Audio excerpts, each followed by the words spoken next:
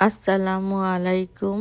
আজকের পর্বে আমি বানিয়ে দেখাবো খেতে ভীষণ মজা এবং বানানো খুবই সহজ এমন একটা রেসিপি, আর সেটা হচ্ছে পটেটো ওয়েজেস। এই পটেটো ওয়েজেসগুলা আমরা বিভিন্ন রেস্টুরেন্টগুলোতে যেয়ে খেয়ে থাকি, আর আজকে কিভাবে ঘরোয়া পদ্ধতিতে খুব অল্প সময়ে আমরা এটাকে বানিয়ে নিতে পারি সেটাই আমি আজকে আপনাদের সাথে শেয়ার করব।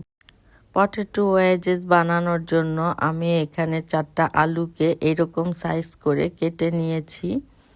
এবার আমি একটা হাঁড়িতে পানি বসিয়ে দিয়েছি।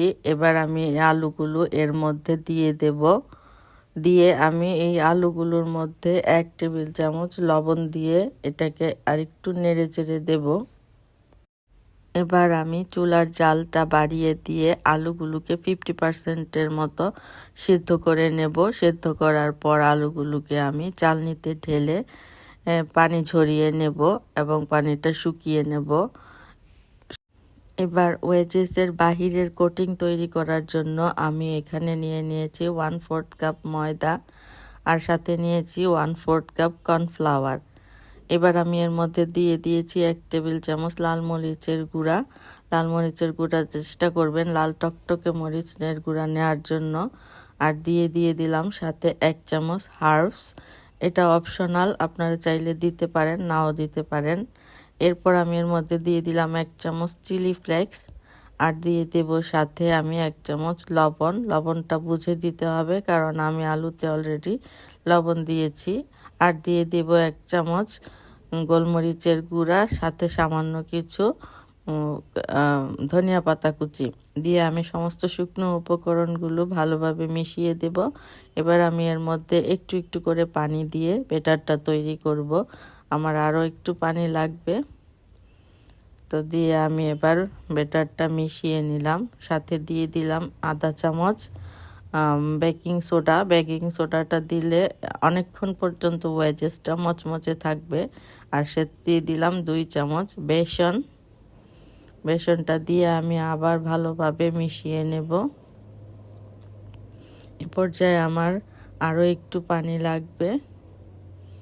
তো দিয়ে আমি এবার খুব ভালোভাবে ব্যাটারটা তৈরি করে নেব।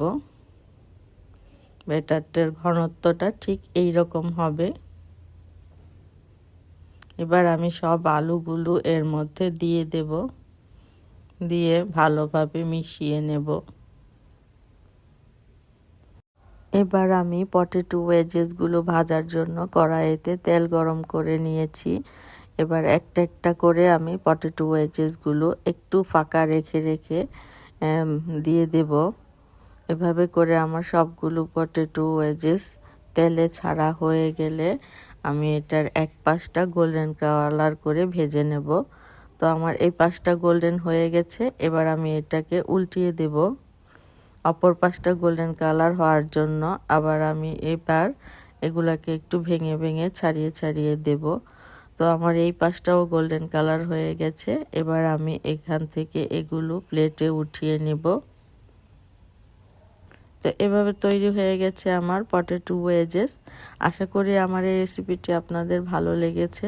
আর যদি ভালো লেগে থাকে তাহলে প্লিজ সাবস্ক্রাইব করবেন।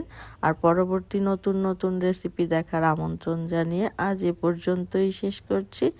আল্লাহ হাফেজ।